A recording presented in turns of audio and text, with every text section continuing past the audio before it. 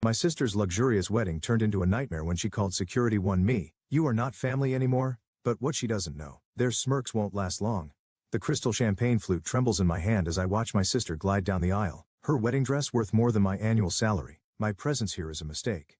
I know at the moment I catch Mother's glacial stare from the front row. Eden, that's me, the uninvited sister. The family disappointment who dared to show up at Brooke's perfect society wedding. I think deeper into my seat at the back of the grand ballroom, praying the elaborate flower arrangements will shield me from more hostile glances. Can you believe she had the nerve to come? A stage whisper carries from 2 rows ahead. After what happened with the clinic, I grip Ryan's hand beside me. My husband squeezes back, his silent support the only thing keeping me from fleeing. Our 7-year-old daughter Lily fidgets in her Sunday best, oblivious to the tension crackling through the air like static before a storm. The string quartet transitions to the wedding march. Brooke reaches the altar where her fiancé Daniel waits, both of them picture perfect. Father beams as he gives her away, his pride radiating across the room. The same father who told me 10 years ago that I was dead to him. If anyone objects to this union, speak now or forever hold your peace. The words barely leave the officiant's lips when Mother stands, her designer heels clicking against marble as she turns to face the crowd. Her gaze locks on to mine. I apologize everyone, but we have an uninvited guest who needs to leave. Her voice carries clearly through the hushed room. Eden, you were explicitly told you are not welcome at family events. This is a private ceremony. 200 faces swivel toward me. Lily shrinks against my side. Mommy, why is Grandma mad? Brooke's perfectly painted lips curve into a smirk. Security, please escort my former sister out. She's trying to ruin my special day as usual. Former sister, Lily's small voice cracks. But Aunt Brooke, I'm not your aunt, dear. Brooke's words slice through the air. Your mother lost the right to call herself family years ago when she betrayed us all. 2 security guards materialize beside our row. Ryan stands, positioning himself between them and me. We're leaving. No need for force. How dare you bring a child into this mess, Eden? Mother's voice drips with venom. Trying to manipulate us with an innocent girl. You haven't changed at all. My cheeks burn as we shuffle past bewildered guests. Lily's hand trembles in mine. The whispers follow us like poisoned darts. Always was the troubled one. Such a shame what she did to her poor parents. That poor child, having her for a mother. At the ballroom doors I pause and turn. Brooke stands triumphant at the altar, father and mother flanking her like proud sentries. The perfect family tableau, minus the black sheep daughter they erased. Congratulations, Brooke. My voice carries clearly across the silence. I hope your marriage is built on more honest foundations than the rest of your life. Her smile falters for just a moment. Good. Let her wonder what I know. In the lobby, Lily bursts into tears. Why don't they love us, Mommy? I gather her close, meeting Ryan's worried gaze over her head. He knows what this means. The careful peace I have maintained for years has shattered. They forced my hand by humiliating me in front of my daughter. Some people, sweetheart, aren't capable of real love. I stroke her hair, my resolve hardening with each sob. But that's about to change. 10 years I've stayed away swallowing their lies. 10 years of watching Brooke build her perfect life on stolen dreams and buried secrets. But seeing my daughter cry, that's the final straw. They want to talk about betrayal, fine. Time to show them what real betrayal looks like. I've got nothing left to lose and everything to prove. Game on, dear sister, game on. The drive home from Brooke's wedding feels endless. Lily's fallen asleep in the back seat, tear track still visible on her cheeks. Ryan's knuckles are white on the steering wheel, and the silence between us stretches like a rubber band about to snap. You shouldn't have gone, he finally says, voice low to avoid waking Lily. We talked about this. I traced the edge of my phone screen where dozens of social media notifications flash about the incident. They made my daughter cry, Ryan. Our daughter. And whose fault is that? You knew exactly what would happen. He takes the exit toward our neighborhood, his jaw tight. You wanted it to happen. The accusation hits harder than I expect, maybe because there's truth in it. Pull over. Eden, pull over now. He guides the car into an empty parking lot. I step out, needing air that isn't thick with unspoken words. The night air is cool against my flushed skin as I pace between faded parking lines. Ryan follows, leaving the car running for Lily. Talk to me. What's really going on? Did you see her face? The way she looked at me? My laugh sounds brittle. Perfect Brooke with her perfect lies. You know what she told everyone about why I was disowned? You never wanted to discuss it before. She told them I stole from the clinic. Embezzled money meant for patient care. The words taste like acid. Meanwhile, she's working there now, right alongside father probably. I stop myself, remembering Ryan doesn't know everything. Not yet. He steps closer, concern etched in his features. Probably what? My phone buzzes. A text from an unknown number. I know what really happened 10 years ago. Meet me tomorrow, 2 p.m., Carson Street Coffee. Eden. Ryan's hand on my shoulder makes me jump. What aren't you telling me? I show him the text. His expression darkens. Could be a trap. Your family might not be my family. I turn back toward the car. Someone at the clinic knows something. Someone who was there when everything fell apart. And you're just going to meet this mysterious person after what happened today. He catches my arm. Think about Lily, about us. I'm thinking about us. I pull away gently. That's why I need to do this. They humiliated our daughter Ryan, made her question everything about who she is, who I am. So this is about revenge? This is about truth. I watch Lily sleeping through the car window, peaceful despite everything. Brooke built her whole life on lies. The clinic, her marriage to Daniel, her reputation, all of it constructed on the ruins of what she took from me. Ryan runs a hand through his hair, a gesture I recognize from a decade of marriage. He's worried, but he's listening. What exactly are you planning? Nothing yet, but if someone's finally willing to talk, I meet his gaze steadily. I need to know if you're with me. Really with me, not just standing on the sidelines while I fight this battle alone. He's quiet for a long moment, studying me. You're different tonight. There's something in your eyes I haven't seen before. Maybe because I finally see things clearly. I step closer, taking his hands. Remember when we first met? You said I was carrying too many ghosts. You were right, but they weren't ghosts, Ryan. They were monsters wearing my family's faces, and I let them haunt me for too long. A car passes, its headlights sweeping across us. In that brief illumination, I see understanding dawn in Ryan's expression. He pulls me into a tight embrace. I'm with you, he whispers against my hair. But we do this smart, we do this right. No more improvised confrontations. Agreed. I breathe in his familiar scent, drawing strength from his solid presence. Tomorrow at the coffee shop, come with me. Watch from a distance. Make sure it's not a setup. Of course he pulls back, cupping my face. But Eden, promise me something. Whatever we learn, whatever happens, we protect Lily first. Always. Always, I agree. Even as part of me whispers that protection sometimes means fighting back. Sometimes means burning everything down to build something better from the ashes. In the car, Lily stirs slightly, murmuring in her sleep. Looking at her, I feel my resolve harden like steel. Brooke and my parents thought they could shame me into disappearing again.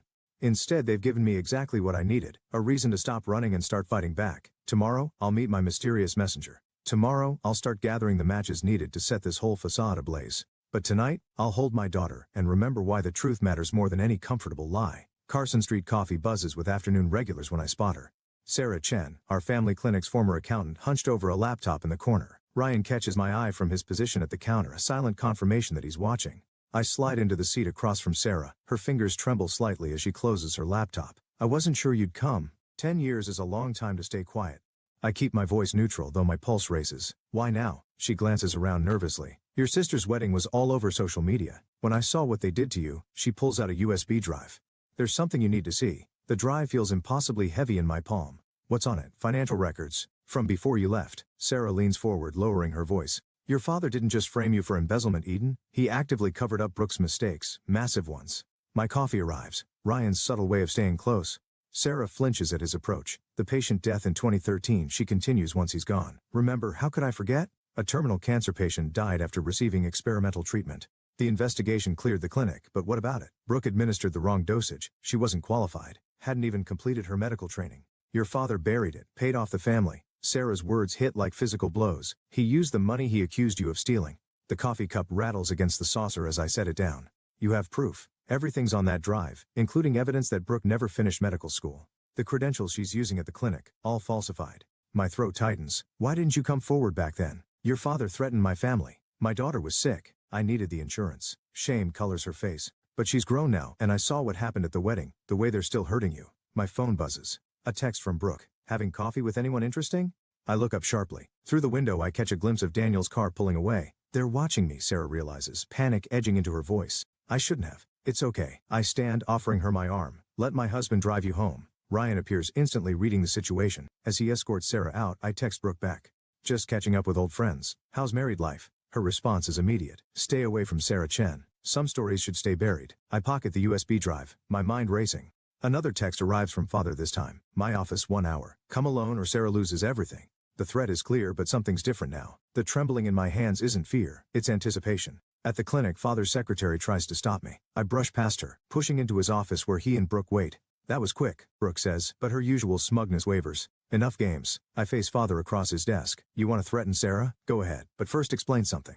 How many other patients did Brooke kill? The color drains from his face. Brooke steps forward. You don't know what you're talking about. 2013, terminal cancer patient, wrong dosage. I watch their reactions. Ring any bells? You've clearly lost your mind, father starts, but I cut him off.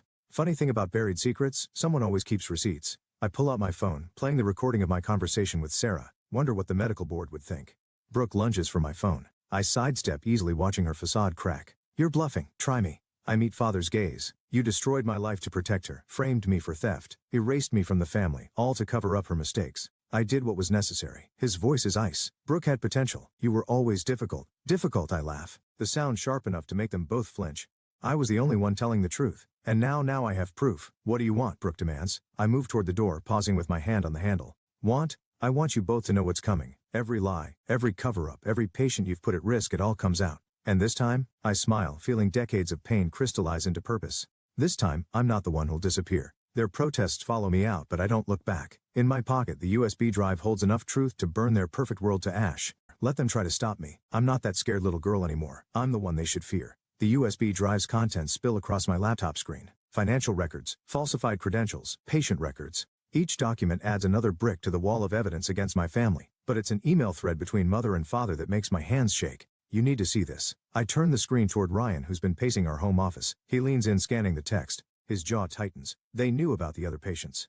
3 more deaths, all covered up. My voice sounds distant to my own ears. All blamed on equipment malfunctions or natural causes. The doorbell rings. Through the window, I glimpse Daniel's expensive car in our driveway. Ryan moves toward the door, but I catch his arm. Let me handle this. Daniel looks nothing like the confident man from Brooke's wedding. His tie is loose, dark circles under his eyes. We need to talk, Eden. I lead him to the kitchen, deliberately choosing not to offer him anything. He fidgets with his wedding ring. Brooke told me what you have. He glances toward my laptop. Whatever they're offering you. They? Who's offering me what? The medical board investigators? He runs a hand through disheveled hair. They approached me yesterday, asked about inconsistencies in Brooke's credentials. My pulse quickens, but I keep my expression neutral. I haven't spoken to any investigators. Don't lie to me. His voice cracks. I know what she did, what they all did. I've been reviewing the clinic's record since the wedding. And I can't. He swallows hard. I have evidence too, things even you don't know about. But if this gets out, it won't just destroy Brooke and your parents. There are other people involved.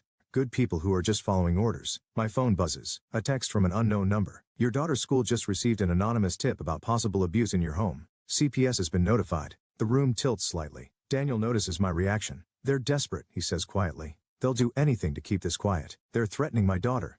The words come out like ice shards. Let me help you. Daniel leans forward. I can get you money, enough to disappear. Start fresh somewhere else. Just hand over the evidence. Ryan appears in the doorway, his presence steady. I think you should leave. You don't understand. Daniel stands. They won't stop. Mark's already called in favors with local authorities. They'll fabricate evidence against you, Eden. They'll take Lily. Get out. My voice doesn't shake. Tell my sister and my parents they just made their biggest mistake. After he leaves, Ryan holds me as I shake, not with fear but with rage. We need to move fast, he says. If they're involving Lily, no. I pull away, my mind crystallizing around a new plan. We're not running. Call your sister at the newspaper. It's time everyone knew exactly who the Millers really are. Eden, they want to play dirty. Fine. I grabbed my phone, dialing Sarah's number, but they forgot something important. What's that? I learned from the best. I meet his worried gaze. They taught me how to destroy someone's life. Now they get to see how well I paid attention. Sarah answers on the first ring. Eden, they're here. Police with a warrant. Upload everything. Now, every file, every record, every piece of evidence. Send it to the email I gave you.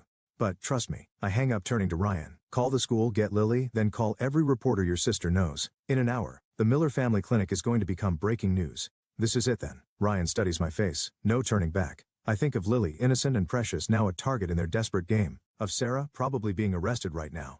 Of every patient who died because of Brooke's lies and my parents' cover-ups. They chose this path. I start typing, preparing the email that will detonate my family's carefully constructed world. I'm just making sure they walk it all the way to the end. As I hit send, watching hundreds of damning documents wing their way to dozens of news outlets, I feel something shift inside me. The scared daughter seeking approval dies. In her place rises someone stronger, someone forged in betrayal and tempered by righteous fury. Let them come for me.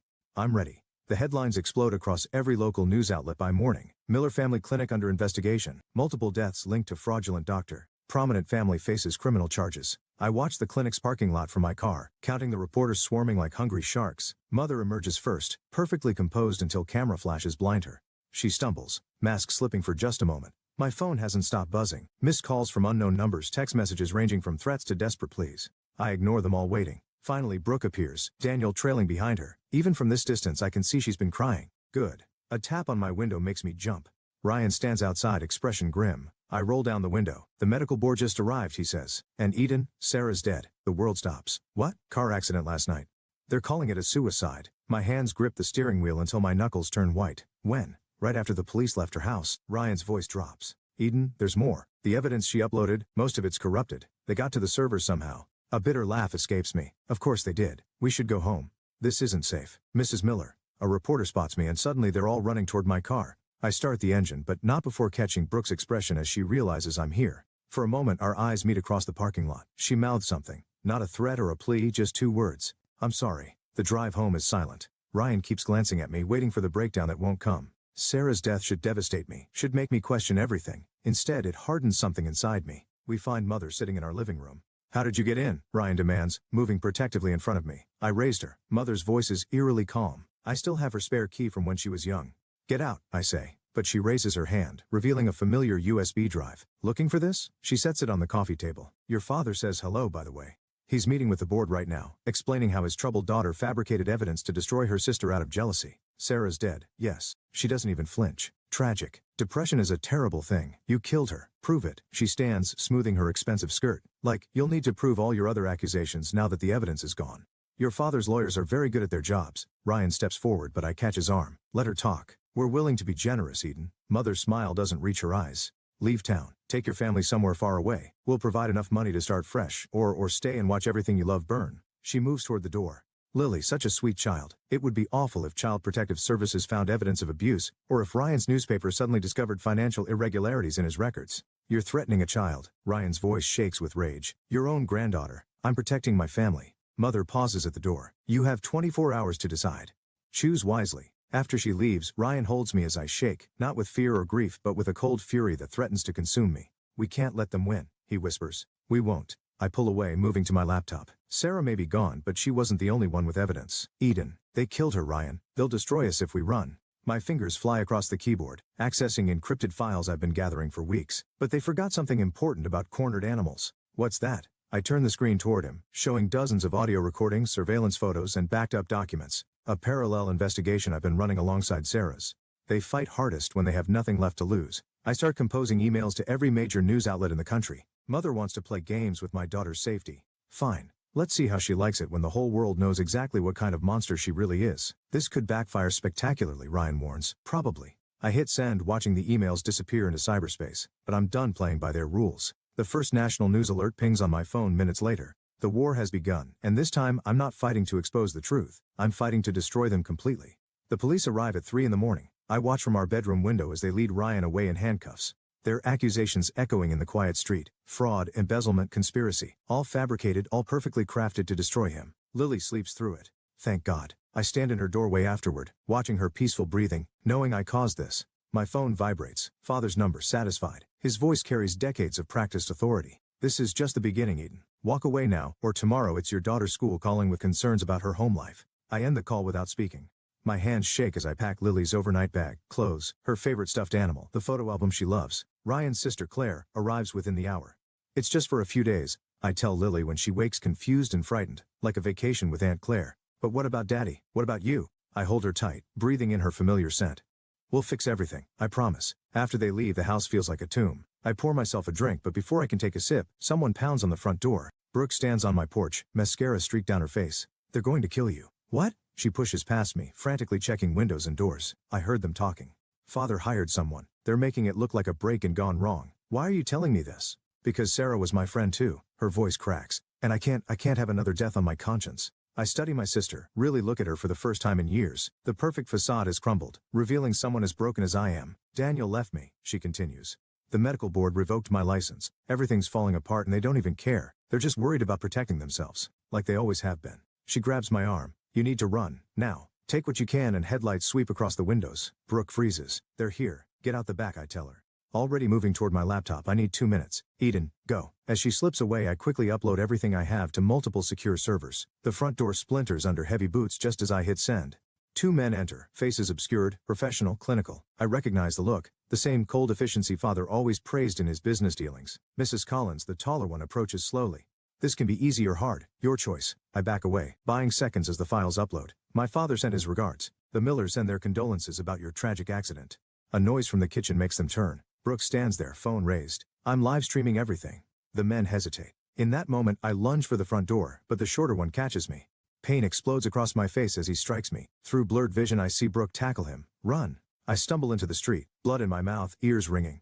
Behind me, glass shatters. A scream, Brooke's or mine, I'm not sure. Neighbors' lights flick on. A car starts somewhere. The men emerge from my house, walking unhurried to their vehicle. Professional to the end. I find Brooke unconscious in my kitchen, her phone crushed nearby. But she's breathing, and as sirens wail in the distance, she stirs. Did you get it? She mumbles. The evidence? Yes. I help her sit up, noting the bruises already forming. Why did you come back? Because I remember. She touches her split lip gingerly. Before they turned us against each other, I remember when you were my big sister, and I miss that person. The sirens grow closer. Soon there will be questions, statements, more lies from our parents. Ryan's still in jail. Lily's away. Everything I've built lies in ruins around me. But Brooke's words echo in my head. Big sister. Something shifts inside me. Not forgiveness, not yet, but understanding. We were both victims of our parents' manipulation, turned against each other for their benefit. We have to end this, I say, as red and blue lights paint my kitchen walls. Not just expose them, destroy them completely. Brooke meets my gaze, and for the first time in decades I see my sister instead of my enemy. Together, I take her hand, feeling the weight of all our shared scars and separate wounds. Together, the police arrive to find us like that, bloodied but unbowed, finally united against the real monsters in our story. Let our parents think they've won. Their perfect family fantasy is about to become their worst nightmare. The Miller Family Clinic's annual charity gala becomes our battlefield. Brooke and I move through the crowd separately, watching our parents work the room like nothing's wrong. Like they didn't try to have me killed last week. Mrs. Collins, a board member, catches my arm. Surprised to see you here given the circumstances. I smile, channeling Mother's perfect social mask. I wouldn't miss it. Across the room, Father takes the podium. Welcome everyone. Tonight we celebrate 30 years of serving our community. Brooke signals from near the AV booth.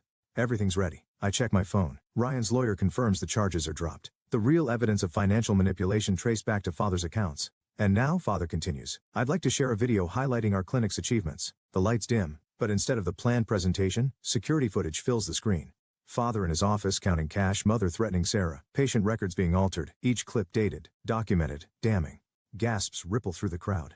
Father fumbles with the microphone, but his voice is drowned out by the audio of him ordering the hit on me. Turn it off, Mother shrieks, but Brooke holds the door to the AV booth closed. Why? I step forward, my voice carrying across the stunned silence. Isn't this what we're celebrating? 30 years of fraud, corruption, and murder. Security, Father bellows. But the officers I hired stand firm. They work for me tonight. I move closer to the podium, just like the private investigators who've been watching you, the forensic accountants tracking your bribes, the lawyers building cases for every family you've destroyed. Mother lunges for me, her carefully maintained composure shattering. You ungrateful, careful mother. Brooke emerges from the crowd. The press is recording. Indeed, cameras flash as reporters invited anonymously capture every moment. You planned this together? Father's face contorts with rage. My own daughters. Your daughters? I laugh, the sound sharp as broken glass. You tried to kill me last week. You framed my husband. You threatened my child. Everything I did was to protect this family. He grabs my arm, fingers digging in painfully. Let her go. Brooke's voice carries steel. Or I tell them about Jason. Father freezes. What? The patient from 2011. Brooke meets his gaze steadily. The one whose death you blamed on equipment failure. Except it wasn't the equipment, was it? It was you trying to cover up a mistake that would have cost you everything. You knew, Mother whispers. I found the real records. Brooke's hands shake slightly. The ones you kept to blackmail the manufacturer. That's when I realized, you never protected me because you loved me. You did it because you needed someone under your control. Police officers enter the ballroom, real ones this time. Father sees them and shoves me aside, making a break for the exit. He doesn't make it 3 steps before Daniel, my unexpected ally, trips him. Father sprawls across the marble floor as handcuffs click into place. Mark Miller, the detective, reads his rights while Mother screams and fights her own arrest. You're charged with conspiracy to commit murder, fraud. The list continues, but I'm not listening. I'm watching my parents' perfect world crumble. Their masks finally shattered beyond repair.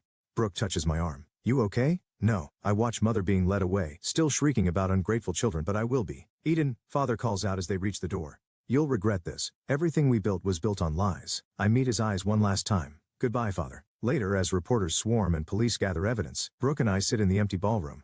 What happens now, she asks. Ryan comes home. The clinic gets new management. Our parents face justice. I study my sister's profile, seeing both the girl she was and the woman she's becoming. And we learn who we are without their shadows over us. Together, I take her hand, feeling decades of manipulation and rivalry dissolve. But first, I need to go home to my daughter. We walk out of the clinic for the last time, leaving behind the wreckage of our parents' empire. Their perfect family fantasy lies in ruins, but something real and honest might grow from the ashes. Sometimes revenge isn't about destroying everything. Sometimes it's about clearing the ground so truth can finally take root. The courtroom empties slowly after the verdict. 25 years for Father, 18 for Mother. Justice served in cold, precise numbers. I remain seated watching them being led away, neither looking back at the daughters they destroyed and rebuilt. Brooke touches my shoulder. Ready? Almost? I gather my things, fingers brushing the locket Mother always wore. Now, evidence of her crimes, the hidden compartment containing proof of bribes and threats. Outside report his way with hungry cameras. Ryan shields Lily from their questions while Daniel handles the press statement. My daughter's small hand finds mine, anchoring me to what matters most.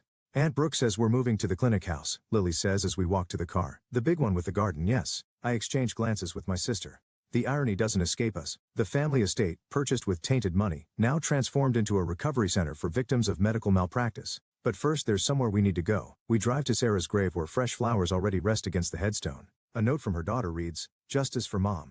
I keep thinking, Brooke says quietly, about all the moments we could have chosen differently. All the times we could have helped each other instead of becoming their weapons. I finish. She nods. Lily places her own flower, a dandelion picked from a crack in the sidewalk. Simple, pure, everything our childhood wasn't. Back home, I find Ryan in our study, reviewing patient files from the clinic. The board approved the restructuring, he says. We can start accepting new cases next month. And the trust fund? Set up for the victims' families. He pulls me close. You did it, Eden. You broke the cycle. But victory tastes different than I imagined. In my desk drawer, unopened, sits a letter from Mother, delivered by her lawyer after sentencing. Beside it, Father's signet ring, returned by the evidence clerk. What troubles you? Ryan asks, noticing my hesitation. I thought revenge would feel like winning. I sink into a chair. Instead, it feels like carrying their ghosts. A noise from the hallway draws our attention. Brooke stands there, Daniel behind her, both looking uncertain. The contractor found something in Father's office wall, Daniel says. Hidden compartment. You should see this. The manila envelope he hands me contains photographs, dozens of them. Me and Brooke as children, caught in rare moments of sisterly affection, playing in the garden, sharing secrets, laughing. He kept them, Brooke whispers. All this time he kept proof that we were once real, I finish, before they made us into their perfect lives. The last photo shows us at my 10th birthday, before everything changed, before competition and manipulation poisoned our bond. Two sisters, arms linked, facing the world together. Eden, Lily calls from downstairs. Aunt Brooke, the ice cream's melting. We share a look, my sister and I, understanding passing between us without words. We can't reclaim those innocent girls in the photographs, but maybe we can honor them by protecting the next generation from similar scars. Coming, sweetheart, I call back, tucking the photos away. Not hidden this time, but preserved. A reminder of what was lost and what might still be saved. In the kitchen, Lily orchestrates an elaborate ice cream sundae assembly line, directing Daniel with the serious authority of a 7-year-old dessert expert. Ryan documents the chaos on his phone, while Brooke accidentally on purpose gets chocolate sauce on her designer blouse. This is my victory, I realize. Not the courtroom triumph or the public vindication, but this, a family built on choice rather than obligation. Love freely given instead of weaponized. Mother's unopened letter can wait. Father's ring will gather dust. Their power over us died not with exposure or imprisonment, but in this moment, watching my daughter teach my sister how to make the perfect sundae. Everyone laughing as whipped cream goes everywhere. Mom, Lily waves me over. You're missing everything. I join them, accepting the sticky spoon my daughter offers. The past will always echo, but its power fades with each genuine smile, each chosen connection, each moment we decide to be more than our scars. Sometimes the sweetest revenge is simply living well, surrounded by the love our parents never understood how to give.